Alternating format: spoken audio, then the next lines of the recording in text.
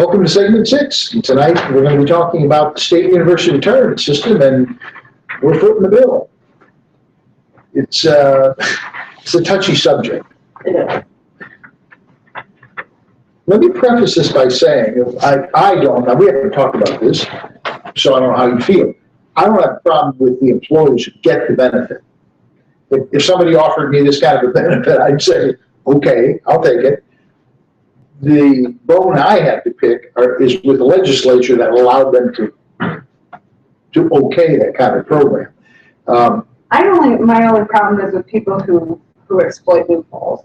And that, yeah, I agree completely. The people who are they signed up for the retirement program and work 30 years. And it's right. It's just the normal way, and they're not exploiting any loopholes to try to exponentially inflate their pension. No, I mean, they simply signed up for the program. Right. So it is what it is. So when people, and you see this in social media a fair amount, they'll go, "Oh, we ought to just cut them off." No, you can't do that. You can't do that. You can't tell somebody for 30 years of their work life they're going to get something, and then the day they go to retire, they go, "No, we're not going to do it." Well, and actually, the Illinois Supreme Court said you can't even restructure it necessarily. Right. They said, you got to do it. It's not constitutional to change it. You have a binding contract. Mm-hmm. However, having said all that, it is just worth noting that right now, this SURS is what they refer to it, SURS, which is State University Retirement System. It is estimated that the assets that fund this will be depleted in 10 years. Right now, that retirement program has a $21.5, ready for this, $billion shortfall. Mm-hmm.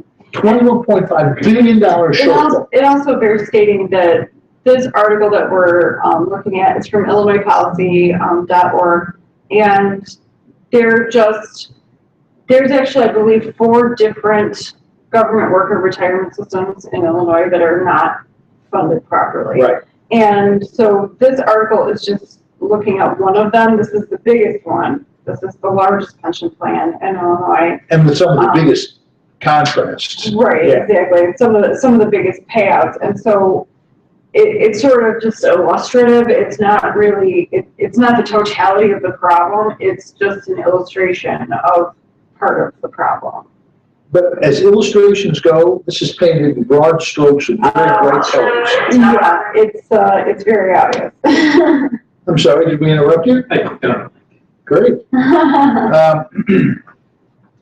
Look, there are 7,400 retirees who receive more than $2 million during their retirement. That would be nice. It would be. And again, I don't have a problem with the people getting the money. They got the best deal that they could get, which was a pretty good deal. It's a really sweet deal, yeah. But who among us wouldn't do? Well, I did an article on the petroleum industry, and I spent a year researching it. And I talked to a guy, we used to call them Wildcatters. They don't like that anymore, but they call them Wildcatters. And I said to him, this is a guy who finds oil now, okay? I said, do you ever think about how we were paying $4 at the pump at the time? Do you ever think about, maybe it's too much money? The American public's paying too much money? And his answer was very interesting. His answer was, let me put it in perspective. I've been doing this my whole life. And he said, I've been bankrupt I don't know how many times at this point. He said, every time we sink a well, or I'm sorry, not a well, every time we sink a rig to test to see if there's oil, it costs me $3 million. My family, my friends, everybody I know puts up the money in the hope it'll work. We busted 3 times on that. He said, are you telling me that when we hit, I'm going to say to them, well, we better not charge too much because it wouldn't be fair? He goes, no. We risk everything. We lose all the time. No, we're going to take what we can get. And I see the same thing. If I'm negotiating a retirement deal, if I'm sitting across the table negotiating it, I want as much as I can get. It's the legislators that I hold responsible for. Absolutely. And really what happened, it was actually back in the early 90s that the legislature gave themselves a break from paying into, from making their own payments. And so that's a big part of why it's unfunded at this point, or underfunded, I should say. It's not completely unfunded, but it's underfunded. But there's several compounding problems here, and the Illinois Policy Institute enumerates 5 of them. The first one is that these guys become multimillionaires in retirement. One of the biggest ones is, I think it might be a man named Leslie Hafez, draws a $547,000 annual pension. So if he lives to 81, he'll draw $18 million in pension benefits. So that doesn't even count what he actually. I would like to know what he did, what his job was. They don't say what his job was. No, we could probably look it up. I'm sure it's out there. We could probably look up on his phone if you weren't talking to somebody. That's right. The average worker, now obviously this Hafez guy is not average, but the average worker who puts in 30 years and recently retires now will receive a starting pension of about $71,600, and they'll earn more than $2 million over their retirement years. So that's a huge problem because they tend to, the percentage of how much they make based on their ending salary or their highest salary is it's in the 100% range. Yeah. In many cases. The other thing is that system allows them to retire early. Well, earlier than the rest of us. Right. They put in 30 years, but a lot of them started working at 22. Right. So they're retiring in their 50s, which, given the morbidity tables, they'll live another 30 years probably. Easily. Yeah. And the other thing is they get an automatic 3% increase every year. It's not tied to anything. Mm-hmm.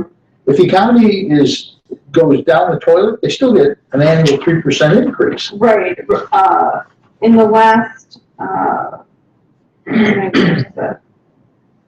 the last so many years, inflation hasn't gone up that much. They get 3% every year compounded. It's compounded on last year's 3%, and next year and the year after that, it just keeps compounding. But it's not based on how the economy is doing or what the actual rate of inflation is. Exactly. So they automatically get that cost of living adjustment without any basis of on the economy. And also they point out that regular people in the private sector like me, I probably won't be able to retire until I'm in my 70s, if at all. But these guys get to retire in their 50s. Right. I'm never retired. Yeah, I mean, that's literally, we're paying, and again, I'm not faulting them, but we're paying for them to retire at 52, 53 years old. I should have retired technically 3 years ago. I don't know, I'm probably going to work till they bury me, But if you get Social Security, I'm probably never going to get Social Security. This system's scheduled to go broke right about the time that I'm supposed to retire. You're right, but you know what? Here's the thing about that. Yeah. Yeah, you are. Well, I find that hard to believe, and I'll tell you why. Because if one day on the news, whoever the president of the United States is at the time, hopefully he's an American. It's still called the United States. Yeah. If he comes on and he goes, sorry about is more Social Security. Are you kidding me? You don't think that they will mob Washington with torches? I can't. It's like the political football. I don't see that they could ever allow that to happen. I really don't. I mean, you may be right, but remember when Obama said they're too big to fail? I'm paying yours, and there's not as many people. It's not always about what is allowed to happen, it's what just does happen. And you both have my thanks for that. You really do. Why is it I still have to work? Yeah. Give me more. Well, it's because you didn't say. But you know what? I shouldn't have to. You should be required to pay for my retirement. But I really do. I mean, I hear this a lot. People talk about Social Security be gone. Just seriously think about that. The United States Congress, who's elected, at least currently, Well, and you may by be right, voters, but I'm just saying it's a hot potato. the reality of the way that it is right now, it's scheduled to go bankrupt.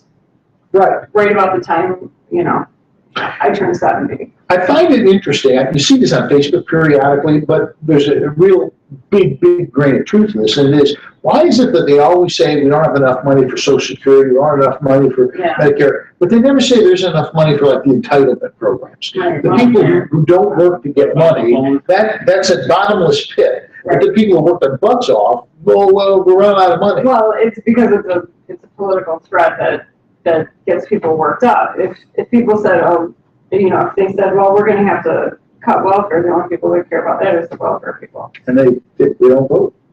No, they do vote. That's the problem. Well, they do, yeah, you're right, they vote for people who get free money. But it kind of, like what I was saying about you, that it actually goes back to this article. These the state university employees typically only contribute 4 to 8% Yeah. towards these accounts, towards these retirement accounts. So there's a huge amount of money that has to come from the taxpayers to make up the difference because they contribute so little to their own. So that's a very interesting thing because most 401k plans, require more than that or have, like a 3% employee contribution with a 3% match. A lot of them you pay it all yourself. Or that. A lot of them you Right. pay it all yourself. Right, and then like IRAs, that's you do all that yourself. I was very fortunate in that the magazine that I worked for, the publisher that I worked for, we got bonuses and stuff at the end of the year that were big. And he was a very generous guy. He was very good at taking care of us. And that helps a lot, But a whole lot of people, you want to have a retirement program? Start saving. Put the money in yourself. That's what I'm looking at right now, and I work at Edward Jones,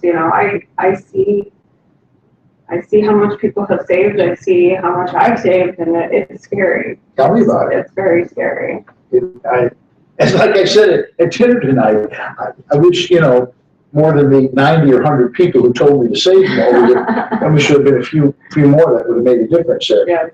Yeah. More than anything, I think that to me is the big thing. I'm semi-retired and I'm still paying in taxes to support people who retired long before I ever will.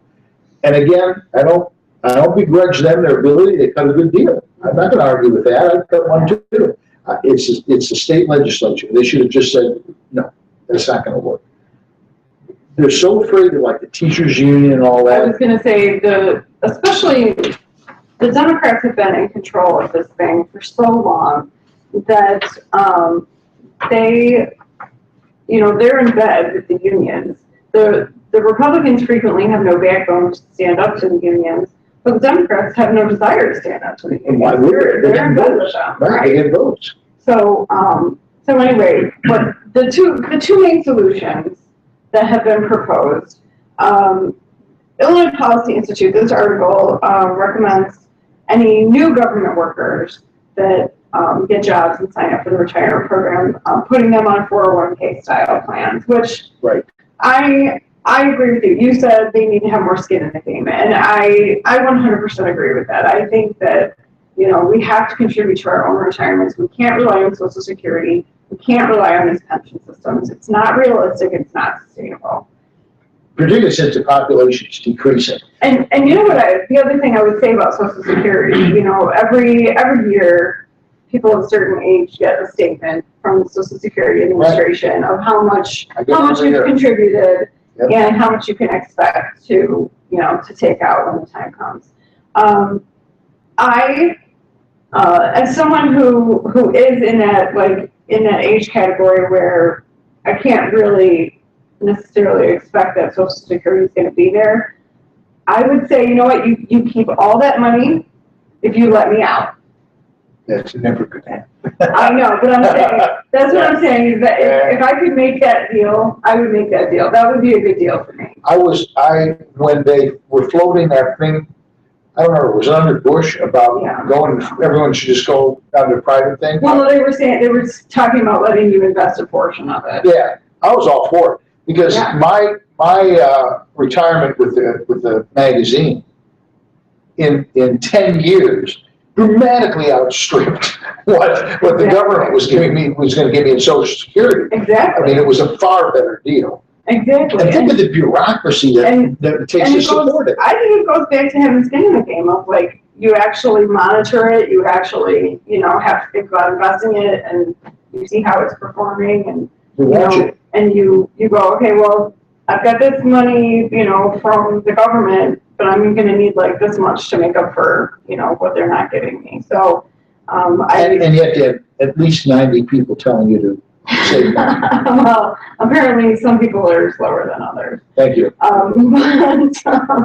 But so there's two main proposals to fix this. Mark Beckett is speaking to this. He is. He's a big reformer, and you know, like I said, the Policy Institute is saying move the new people into a 401k type of plan rather than this old pension thing. In order to get out from under the debt, though, the unfunded part of it, he's proposing that, I'll also read it, offering a lump sum buyout option to current and future annuitants nearing retirement, potentially netting the state billions in long-term savings. It's something that some corporations have done to lower their pension obligations, and you know, they've already tried, proposed a restructuring, and the Illinois Supreme Court said you can't do that. So they're looking at this as a way that they can do it that will be constitutional and that will pass muster with the Supreme Court. The thing, you know, if somebody listens to this and they're in their 20s, if you just take 10% of everything you make, if you only make $200 a week, take $20, it doesn't matter, and put it in some form of investment. The compounding interest on that, as you get older, you make more money, you still just that habit. You just take that amount out, you know, that percentage. You'll have over $1 million by the time you go to normal retirement. Yeah, most people won't even need to do 10%. Even if you did 5%, I think most people, if you were really, really consistent with I it. have 10%. It's dramatic. Here's the thing. You got to get a financial planner, even if you're not making much money. It does help. Because, well, you have these myths. And I'll give you a classic example. As I was approaching legal retirement age, my thought was, because every year that you go beyond 65, right, your percentage increases of money that they pay back, okay? I thought, well, I'll wait till I'm 70, because then I'll get this bigger increase. Made perfect sense to me. And then I talked to a financial advisor who said, you're an idiot, because the money that you don't get doing that far outstrips the money you're going to get by the increased percentage. And when you sit down and you add the numbers up, it makes no sense. You take it the first minute you're able to take it. I got this guy, Cy Jacobs, you know, who's my financial, and he just gives you this common sense stuff that I don't know. I mean, I don't know this stuff. Right. Well, it's common sense to a Jew, but apparently not to you. Right, exactly. But he knows what he's doing. And you know, when I first met him, I said, I don't have a lot of money. He goes, that's okay. That's fine. I go, okay. That whole thing about refinancing my house and stuff like that saved me tons of money. This stuff it didn't occur to me. Just simply didn't occur to me. So the moral of the story is, if you start when you're young and just start salting money away, because here's what, when I was in my 20s, it never occurred to me. I didn't think of putting money away. And had I put money, agreed to that, the amount of money I was making at the time, I would go, what's this? $40 a month, that's not going to amount to anything. It does over 40 years. Right. It really does. Well, I was going to say, you know, when you're young, when you're in your 20s and you're not making a ton of money, you know, just save something. Save, you know, 1%, 2%, whatever you can manage. It's still going to put you in a better place in your 30s, 40s, 50s. Absolutely. Than if you don't save anything. You know, and I think that saving, really saving needs to be habitual. And if you form that habit early of you just don't spend your entire paycheck, it makes it easier when you're in your 30s to, like you're saying, to go to 10% or to 7% or whatever you can manage at that time. if you've gotten in the habit of doing that, it becomes a normal. And what really helps, and when I started working for the magazine, this is what I literally did. I never saw the money. Mm-hmm. I never got it. It's just deducted from your paycheck, so you don't miss it because you never got it. Mm-hmm. That's one thing. And the other thing that's really big is this: you're not going to get to keep that money one way or the other. You're either going to pay tax; it's going to be paid as tax, Mm-hmm. or you're going to put it in a tax-deferred plan. Mm-hmm. Okay, so whatever your tax obligation is for the amount of salary you make, either the federal government is taking it in the form of taxes, or you're taking it and putting it in a tax-deferred thing. Sure. And people go, well, what's the difference? Well, the difference is you're not paying tax on it today. You'll pay tax on it when you're earning less money, so you'll be in a lower tax bracket. This is why I keep saying you need to get a financial planner. You need to find a guy or a woman who is just like really into this stuff and they know the ins and the outs. Because there's stuff that makes a significant difference that to the average person you never even, like paying down credit cards. Just the way, here's a really good example. If you owe a lot of money on credit cards, you do not want to pay it all off. That screws up the credit rating. And I was like, how could that possibly be? And I still don't understand why, but it's true. They have a formula. The formulas they use don't make any sense. But in the end, your credit rating goes up. That's the important part. Right. Yeah, there's a way to do it. You pay this down so much and that down. It takes about 3 months, 4 months. And at the end of it, your credit rating goes up. Whereas if you just paid it off, your credit rating doesn't go up. Because they figure, I guess there's something wrong, but I don't know. You need to have a financial plan. We should have Cy come on the show. Yeah. Yeah. Let's see what I was going to say. We're talking about IRAs and And mine living in a cardboard box under an interstate bridge? Is that what we're talking about? Not a van over the river. yeah. That's it. Well, I can't afford a van. That's, I have an SUV, I could stretch out Okay, in a CD that. down by the That river. might work, Yeah. yeah. Fishing pole, right? Yeah, it's, I think that's probably about it. I think, and I hope, Mark Batnick, who's in the State House now, his idea is essentially to partially buy people out of these things, voluntarily, not required, but, make it a good deal. Make a good deal you can't refuse. Right. Because it's an annual incremental thing where it just gets bigger and bigger and bigger. Right. A lot of It's people kind of like the think, lottery. You can take a lump sum payment or you can take the annual payment. no, you can't take anything right now. Well, no, but Yeah. I'm saying it's that concept of, take a lump sum now, upfront, Yeah. or annual payments. The state will save money in the long run. With And the you lump get sum your option. money up front, which you can reinvest. Which you or- can invest in where you want to. Exactly. Yeah. Exactly. Moral of the story, and for me, you have a great pithy thought? No, just that we need to work with our state reps and our state senators. They need to fix this problem, and we need to encourage them to listen to people like Mark Batnick who have some good ideas, and Democrats are not listening. So Oh, wait, encourage your people to listen. Mark's Republican. Yeah. Yeah. That's why he understands money. Yeah, and why his voice will never be heard. That's what it is. You have any pithy thoughts? You save a lot of money, or? No, I don't. It helps when you have a job. I just, think outside the box. But you're a student now, I am a student. and that means poverty. Being a student means poverty. Yeah, it does. Yeah. It's a rite of passage, and I passed it as quickly as possible. I went back and tried it again, so. You went to U of I for 10 years. What are you talking about? Well, I wanted to stay longer. Being at the University of Illinois in the 70s was like living in a womb. I mean, it was very comfortable. It was a wonderful experience. They basically, one day the police showed up and said, "You're done. Pack up. We're escorting you out." Okay, Yeah. I'm thinking about going back. I'm thinking about becoming a CPA. nice. You would be very good at being a CPA.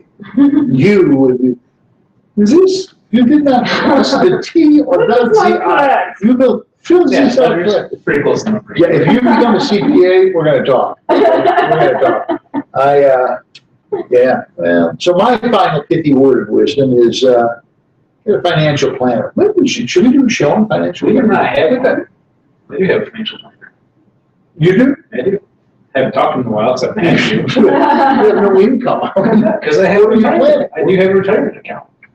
So, Well, there you go. He can move around the money he's already saved. that's exactly my point. So if I want to change my investments, I can do that. That's So true. I do have a financial planner, I just don't use them right now. Okay, here's a little tip. Don't like day trade, okay? I learned the hard I way. dabble with that a little bit, but only small amount. Yeah, I went from about 5,000 to over 50,000. Right. And then I went to Hong Kong on business for a week, came home, and basically I lost it all. In a week, 1 week, it's all it took. Tank. Financially, I've not been very smart. I'm just gonna throw that out there. But beyond that, get a financial planner no matter how old you are. Start now.